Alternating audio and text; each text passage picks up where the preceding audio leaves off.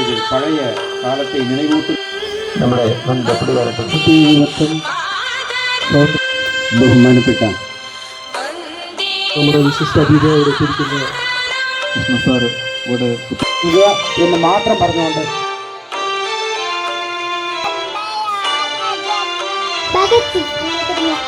Happy Independence Day, 15th August.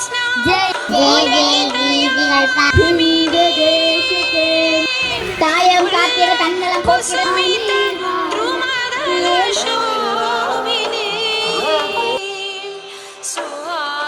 பறக்கும் பாரத மணிக்கொடிக்கும் கொள்கிறேன். அத்துடன்